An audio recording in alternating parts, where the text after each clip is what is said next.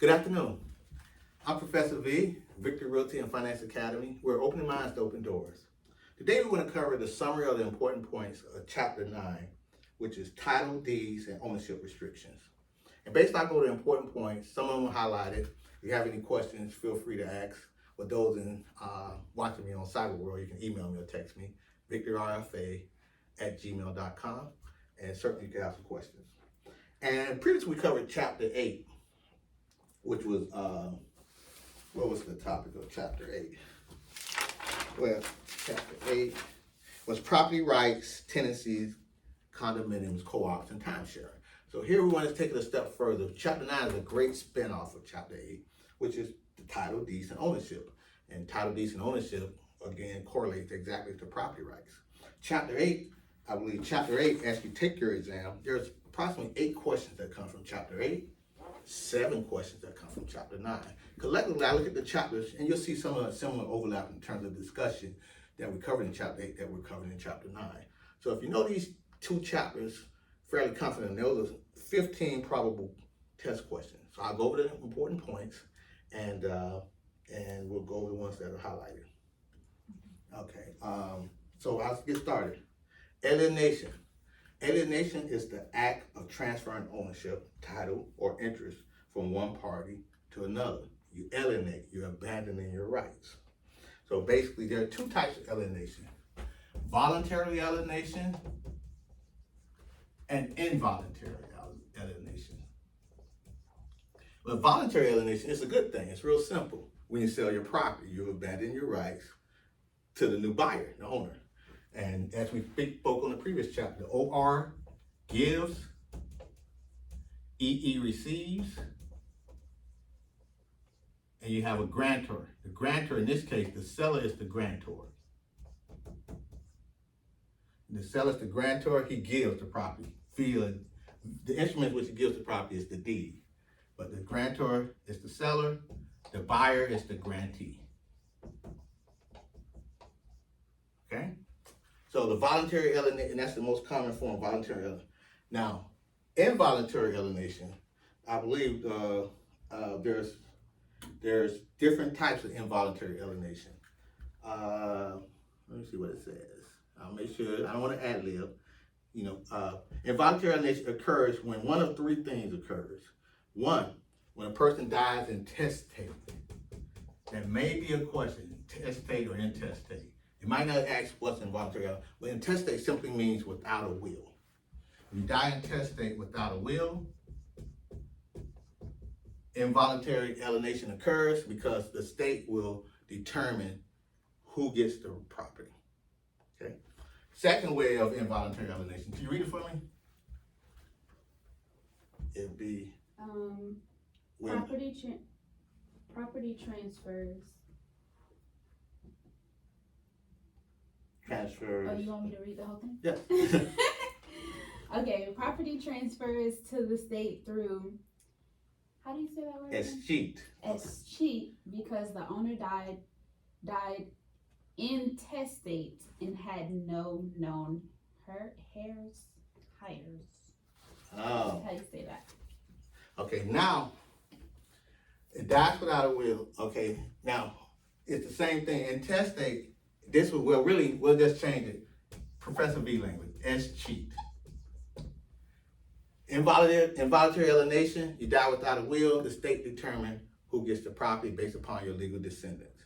Mm-hmm. A husband goes to his wife, no wife, or the wife has already passed, goes to the kids or the grandkids, etc. But the state determined it, not you. It's involuntary. The second level of that is escheat.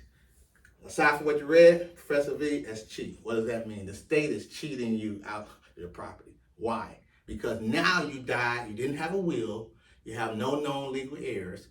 So the state says, okay, well, since we don't know who gets the property, we want somebody to own it.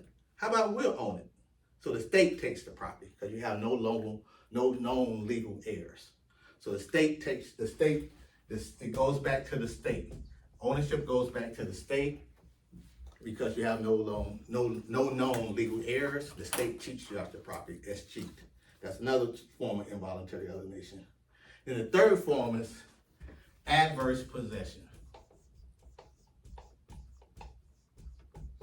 adverse possession means, now this one's complicated. This is not the state cheating you out your property. It's kind of you're cheating yourself out your own property.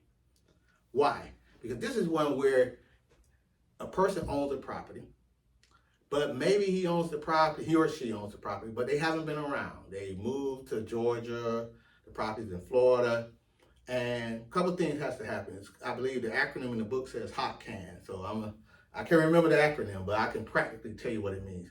Basically, adverse. Someone adversely has taken possession of your property. What have they done? That person, I tell you what they've done. First of all, you cheated yourself out of the property because you've been gone for 7 years or more. Right? Mm-hmm. Secondly, what has happened in that 7 years or more while you've been gone? That person has had hostile, I believe that might be the H in hot can, has hostile open possession of your property. They've been there. O, maybe stand for open possession. They've been open and flagrantly been there. T, I believe the T in hot can. I may be wrong. Taxes.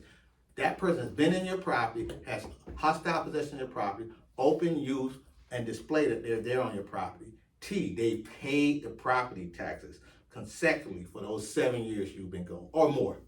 Mm-hmm. So they're there.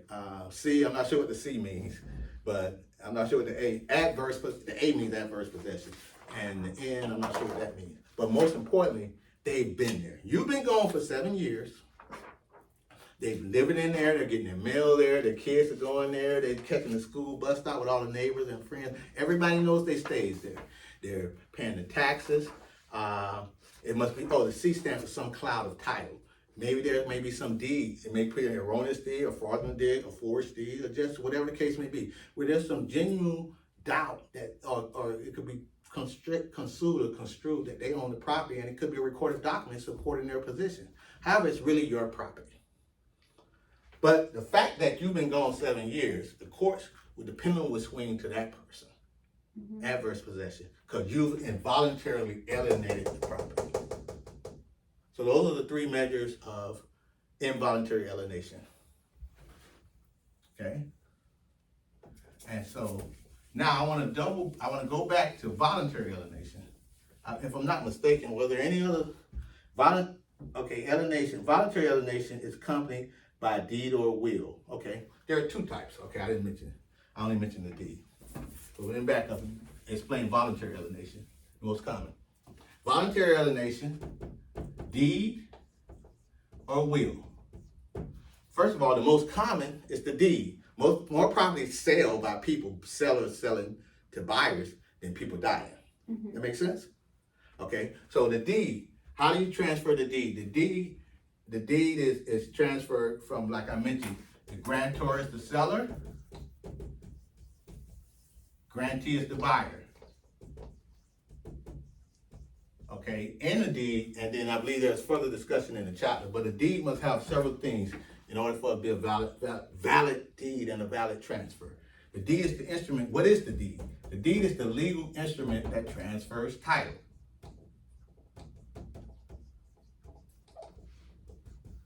And the deed must have a couple things to be valid.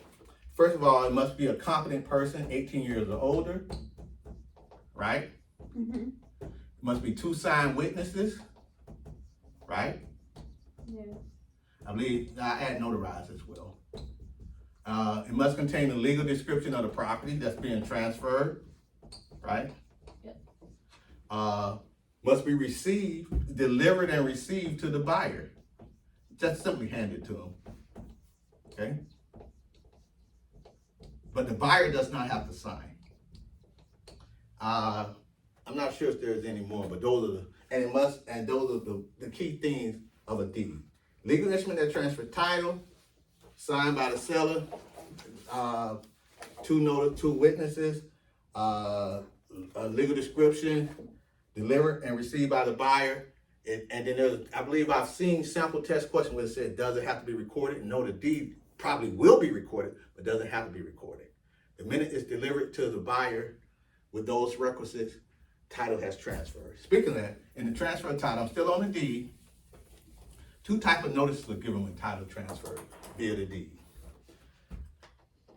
Actual notice, and I'm ad-libbing from the important points, but we may catch it later on, and constructive notice.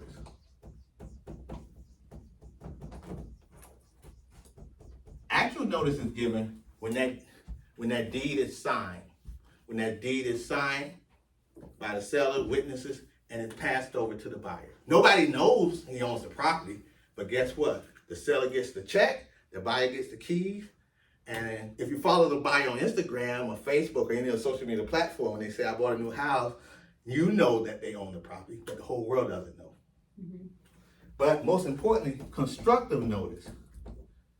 Actual notice the actual transferring of the property. Constructive notice, however, is also called legal notice. Legal notice lets the whole world know. How does it let the whole world know?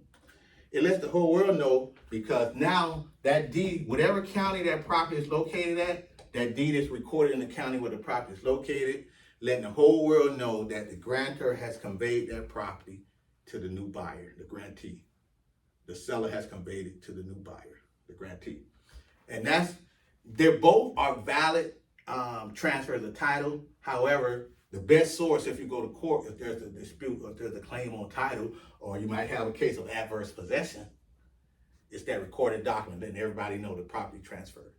And if it's a claim of adverse possession and it's 6 years and 364 days, you win. You get your property back.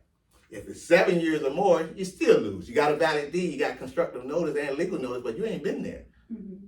So I'm tying in concept, but you can see how this is an important chapter. And it's a great spinoff in your everyday life if you're going to own property or there's property disputes. Okay, so and again, that happens more frequently than the second way properties are transferred voluntarily via the will. Now I'll speak on the will. I believe the book definition says is a legal instrument that transfers property as well upon the owner's death.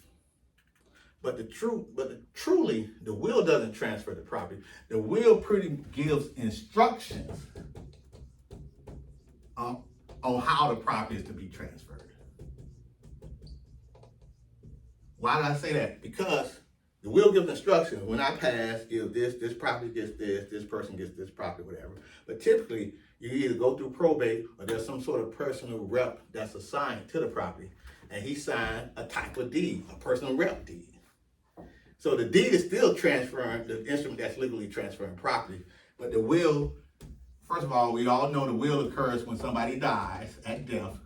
It gives instructions on how to transfer the property via the deed. And the most likely deed is a personal rep deed. Personal rep deed. There are other types of deeds which I'll explain after the break. But again, two ways of voluntary alienation rights to a property, the deed and the will.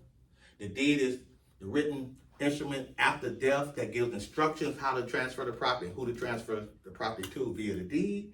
And the deed, different types of deed, but the deed is the legal instrument that conveys property from a grantor to a grantee, to witnesses, notarized, signed, legal description, competent party that's doing the transfer of the property.